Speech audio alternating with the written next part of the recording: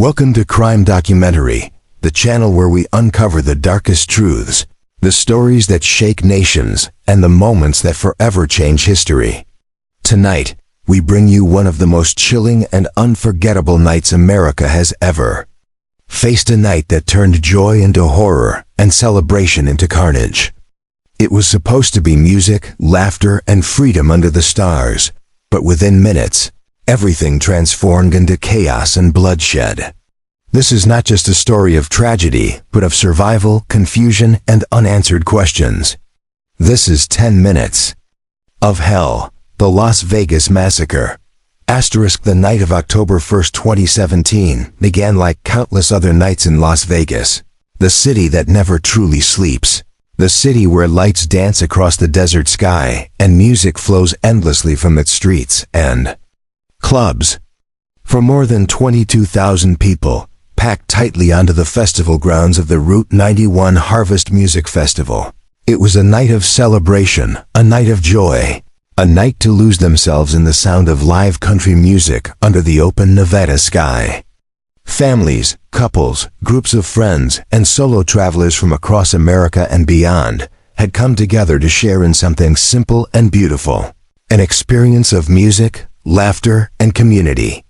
The stage glowed with lights, the crowd moved as one, and the energy was electric, a mixture of intoxication, freedom, and anticipation. Las Vegas had built its reputation on creating unforgettable nights, and for thousands of people, this was supposed to be one of them. The crowd was alive, clapping in rhythm, raising phones high to record memories that they thought would last a lifetime. Jason Aldean, one of country music's biggest stars, had taken the stage, his voice booming through the speakers, carried by the dry desert air. People sang along, their voices mixing together into a massive chorus that spilled across the Strip. The Mandalay Bay Hotel loomed in the background, its golden windows reflecting the bright glow of the Strip's neon jungle. For most, the hotel was nothing more than a backdrop, a landmark that towered above the festival grounds. No one paid it more than a passing glance, because their attention was locked onto the stage, onto the music, onto each other. It was a night when no one could have predicted what was to come at 10:05 p.m. As Jason Aldean sang and the crowd swayed, a sharp cracking sound sliced through the air. At first, almost no one reacted. In a city known for fireworks, pyrotechnics, and loud surprises, the sound blended almost seamlessly with the chaos of celebration. A few heads turned. Some even smiled, thinking it was part of the show. But then, the cracks multiplied, rapid and relentless, far too consistent to be fireworks. The music continued for a few beats longer, but in the crowd, the first signs of unease began to spread. People looked at one another, confused, uncertain whether they were imagining it. Then came the moment of realization, when people began to drop, clutching at their bodies, collapsing onto the ground. The first scream cut through the confusion, high and raw, and suddenly the mood shifted entirely. The crowd began to surge, first with hesitation, then with wild desperation. Panic spread like fire through dry brush. The music stopped abruptly as Jason Aldean fled the stage, his band ducking for cover. The lights still glowed brightly on stage, but in the crowd, chaos erupted. Some people crouched low to the ground, pressing themselves flat against the dirt and gravel, hoping that lowering themselves would keep them safe. Others grabbed their friends or partners and ran toward the exits, shoving through the tightly packed mass of bodies. Shoes were ripped from feet, drinks spilled, phones and purses lost as the crowd surged and stumbled over one another in the desperate scramble to survive. No one knew where the shots were coming from. That was the most terrifying part. The sounds echoed off the surrounding buildings, bouncing across the Strip, disorienting and confusing everyone. Some believed there was a gunman inside the crowd. Others thought the shots were coming from behind the stage. A few even imagined that there were multiple shooters hidden across the city. The uncertainty magnified the terror, because with no clear source of danger, there was no clear path to safety. People screamed for loved ones they had. Lost in the chaos, their voices drowned out by the thunder of gunfire and the stampede of fleeing bodies. Strangers grabbed each other's hands, pulling one another down behind barriers, behind parked cars, behind anything that offered even the illusion of shelter. Parents shielded children with their bodies, couples clung to one another, friends screamed names into the night air, hoping for an answer. The festival grounds, only moments earlier a scene of joy, now resembled a battlefield. The bright lights of the stage illuminated faces contorted with fear, people crawling through dirt and debris, blood beginning to pool on the ground. The music that had filled the night had been replaced with a sound far more haunting. The desperate cries of the wounded, the shouts of those trying to help, the chilling cracks of bullets continuing to rain down. In the distance, the towering Mandalay Bay Hotel gleamed with golden light, standing silent and cold, giving no clue that the terror was being orchestrated from within its walls. In those first moments, no one truly understood what was happening. People simply knew they had to run, had to hide, had to find some way to make it through the night alive. Security staff yelled frantically, ushering people toward exits, but the sheer mass of the crowd made escape nearly impossible. People were trampled, shoved, lost in the chaos. Some froze in shock, unable to move, their minds unable to process the reality of what they were witnessing. Others, adrenaline surging, became heroes, dragging the injured to safety, pressing their hands against wounds, refusing to abandon strangers in their final moments. But for every act of bravery, there was another cry of despair, another life cut short in the blink of an eye. The gunfire did not stop.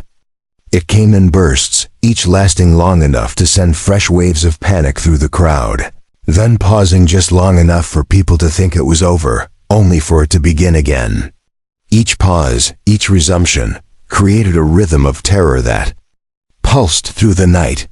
10 minutes would pass before the nightmare ended, but in that first moment, in that first spray of bullets, time seemed to slow.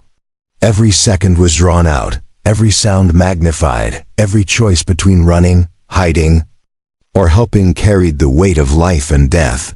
The festival grounds had become a trap, and there was no clear way out.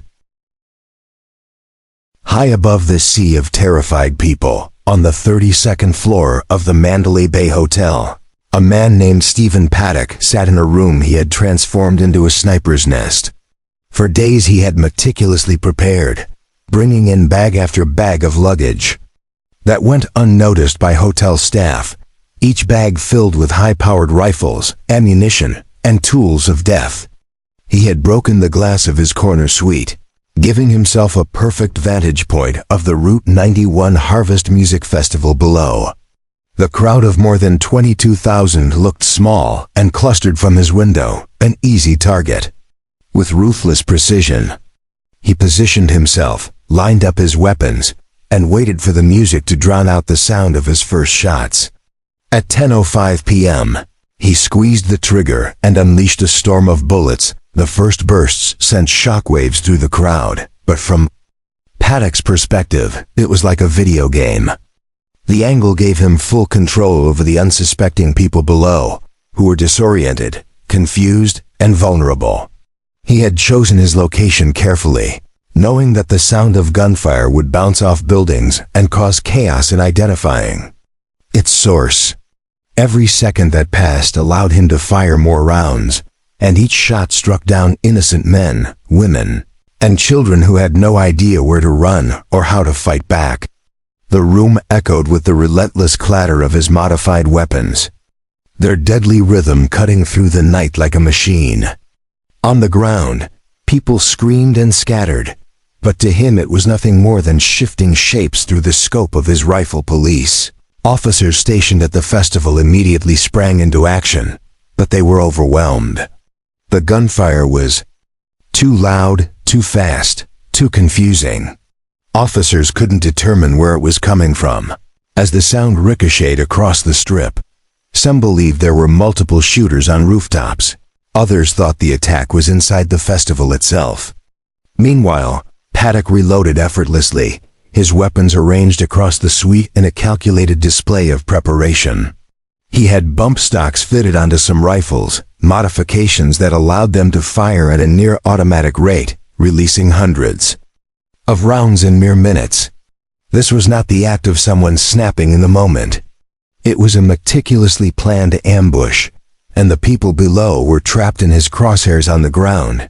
The terror was indescribable. People dropped to their knees, covering their heads with their arms. Others pulled loved ones down with them, using their own bodies as shields. Some instinctively ran, zigzagging through the open field, desperately hoping to avoid becoming a target. The bullets rained down without mercy, striking people who had no chance to react. The music festival grounds became a maze of fear and blood. Those who were hit fell suddenly, some crying out, others collapsing in silence. Friends and family members tried to drag the wounded to safety, but the gunfire was relentless, forcing many to abandon those they loved. The sound of bullets tearing through metal, dirt, and human flesh filled the air, drowning out everything else. The shooter's perch gave him full control, and from his window, he saw the crowd as nothing more than chaos. He did not speak, did not shout, did not demand anything. He offered no explanation for his rampage. His silence made it even more terrifying because it wasn't about making a statement or sending a message. It was destruction for its own sake. The faceless nature of the attack turned the festival into a nightmare, as those below had no one to confront, no one to beg, no one to reason with. All they had was the invisible storm raining down from above, a storm that seemed endless and unstoppable. Law enforcement across Las Vegas began mobilizing instantly. Radio calls echoed through the scanners, frantic voices describing the scene of chaos. SWAT teams rushed to Mandalay Bay, though even they struggled to pinpoint which floor the shots were coming from. Officers ran into the hotel, weapons drawn, searching floor by floor, as terrified guests fled in the opposite direction, unsure if the shooter was still roaming the halls. The Strip, usually buzzing with tourists and nightlife, was thrown into lockdown. Taxi drivers screamed over radios, paramedics were dispatched from every corner, and the entire city seemed to hold its breath as the massacre continued back on the festival grounds. The heroism of ordinary people began to emerge amidst the horror. Strangers shielded strangers, dragging injured men and women out of the line of fire.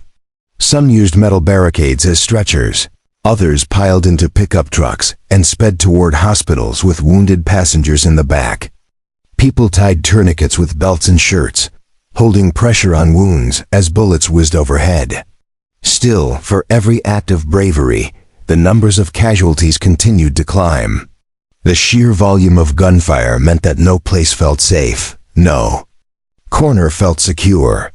Even those who thought they had made it behind cover felt the terrifying truth that the shooter's elevated position made hiding almost impossible. The seconds dragged on, stretching into minutes as the attack showed no sign of stopping. Each pause in the gunfire offered a fleeting hope, a belief that maybe it was over, only for the sound to erupt again, forcing people to the ground once more. The rhythm of the shooting created waves of panic, each burst sparking fresh screams, each silence filled with sobbing and gasps for air. To those trapped below, it felt like forever. The sense of time dissolved, leaving only the relentless cycle of terror and the desperate fight to survive. Meanwhile, in the hotel suite, Paddock remained calm, mechanical, methodical. He had cameras set up in the hallway to monitor police movement, ensuring that he would not be taken by surprise. His room was stocked with weapons, dozens of them, lined up and ready to fire. It was as if he had prepared for war, and yet his only enemy was a crowd of unarmed civilians who had come to hear music. Each rifle emptied was replaced with another, each magazine slammed into place with practiced ease. He had turned the luxury of a high-rise hotel suite into the deadliest position imaginable, and from it he continued to unleash death without pause. The Strip itself, glowing with neon and alive only minutes earlier, transformed into a scene of fear and confusion. Thousands of tourists hid in casinos, restaurants locked their doors, people barricaded themselves in bathrooms and kitchens, praying that the shooting wouldn't spread further. Rumors of multiple shooters filled the airwaves and social media, adding to the confusion. No one truly knew how many were attacking or where the danger was concentrated. All that was certain was that Las Vegas, the city of lights, had become a city under siege. The sound of the gunfire did not seem to end. It ripped through the desert air in bursts that felt like forever to those trapped below. For 10 long minutes the crowd was pinned beneath an invisible rain of bullets that came from above without warning, without pause, without any sense of mercy. On the ground people screamed, cried, and prayed as they scrambled for cover. Some crawled through the dirt, dragging themselves across the gravel with bleeding arms and legs. Others clung to fences that bent beneath the crushing weight of bodies trying to escape. Shoes, hats, purses, phones, and beer cups littered the festival grounds as people abandoned everything they had to escape with their lives. In seconds, a place of joy had become a war zone, and no one could understand why medics and off-duty officers who had been in the crowd shifted instantly from enjoying the concert to fighting for survival and saving strangers. They ripped shirts into makeshift bandages, pressed their hands into wounds to stop the flow of blood, and shouted for volunteers to carry the injured to waiting vehicles. Pickup trucks, taxis, even private cars became ambulances as the wounded were loaded onto flatbeds, back seats, and trunks in desperate attempts to reach hospitals faster than official responders could arrive. For many, there was no time to wait for help, and ordinary people became the only lifeline between life and death. Amid the chaos, men and women who had never met became united in one mission: to save as many as they could while the bullets still rained down all around. The festival grounds transformed into scenes of unbearable horror. People lay flat against the dirt, clutching the ground as though pressing themselves closer might somehow shield them from the storm above. Others piled behind concession stands, porta-potties, and vendor trucks, though nothing truly felt safe against a man firing from such a height. A mother shielded her child with her own body, whispering words of comfort that were drowned out by the roar of bullets. Couples held each other tightly, some whispering final words of love, others praying aloud to a God they hoped still heard them. Friends screamed names into the night, voices raw and desperate, hoping for an answer that never came.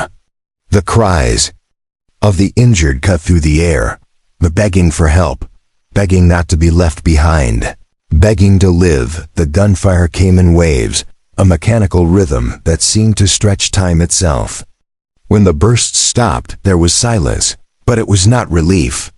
Instead, it was the tense, suffocating quiet of people holding their breath, hoping the nightmare had ended, only to be shattered again when the thunder roared back to life. Each pause was a cruel trick, a false hope that was snatched away again and again.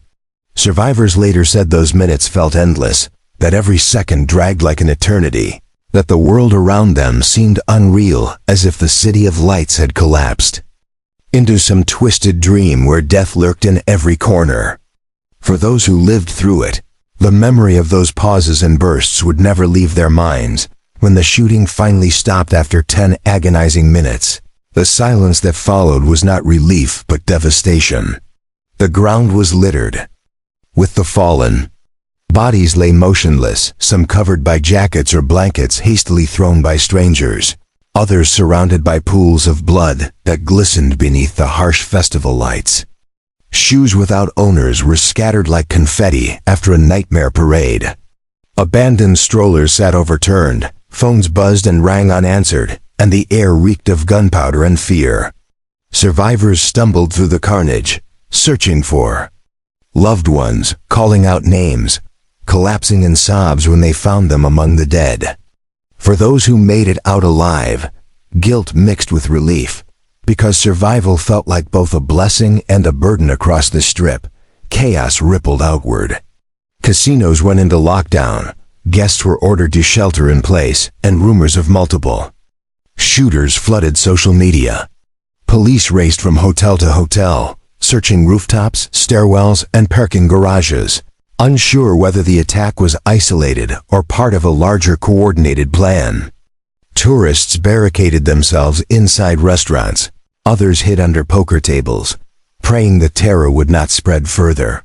The city built on excitement and thrill now pulsed with dread. Helicopters hovered overhead, spotlights slicing through the darkness, illuminating streets that had just hours earlier been filled with laughter and music. The flashing lights of police cars painted the Strip in red and blue, sirens screaming as ambulances rushed victims toward overwhelmed hospitals. Back inside the Mandalay Bay Hotel, the shooter's room told its own story. Broken glass littered the floor, rifles were scattered across beds, chairs, and tables, and empty magazines lay piled beside them. Dozens of weapons had been brought into the suite, more than most armies would ever carry into a single battle. The view from the shattered windows looked down directly onto the festival grounds, a sight that now bore witness to unimaginable suffering. To investigators who would later enter the room, it was a chilling reminder of how carefully planned the massacre had been.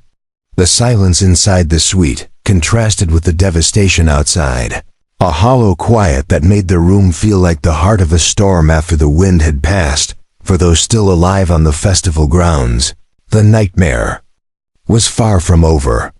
The sudden quiet left them disoriented, uncertain if it was truly safe. Many still crouched low, too afraid to move, waiting for another round of gunfire that never came.